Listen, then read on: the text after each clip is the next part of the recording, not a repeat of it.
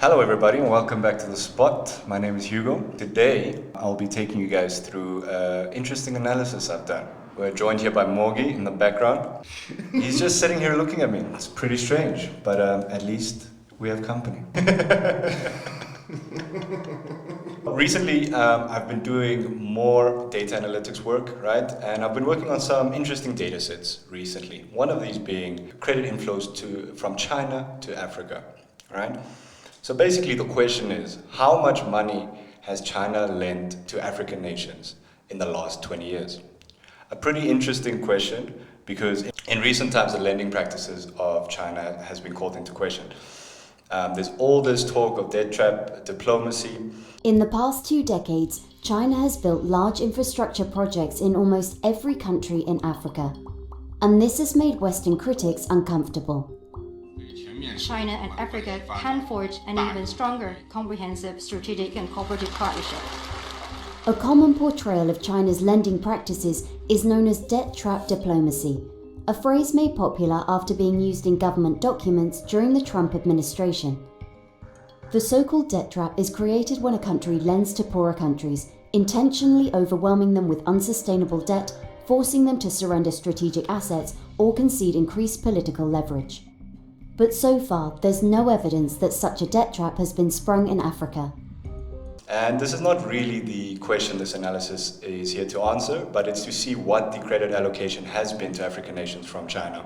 And I think it gives us an interesting perspective on what's really going on. Let's get into it. I'll link the dashboard where you can do your own further analysis in the description below. But a big caveat before we get stuck in any of this. So a number of loans are said to be off book that are not included in this analysis. So these are only the documented loans.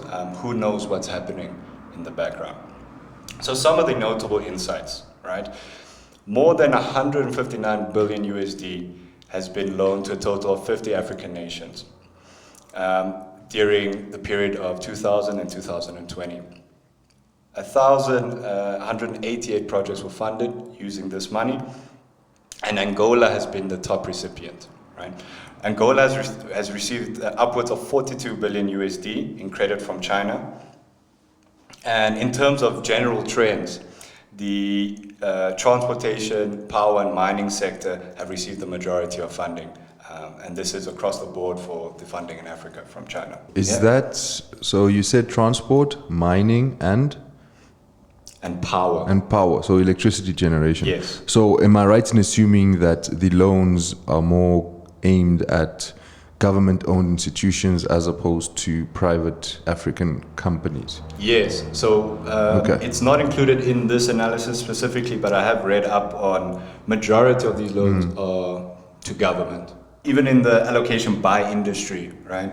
Transportation's about, out of the 160 odd billion, transportation is about 47 billion, right? Wow, that's quite interesting because I'm thinking, do you have a split there between whether the loan is either, issued through the central bank or is it directly from the Chinese government into the African government? Is that how it works? So looking, when I looked at the initial data set, it was a mixture between the two. The China Central Bank was one of the biggest, and I think the majority.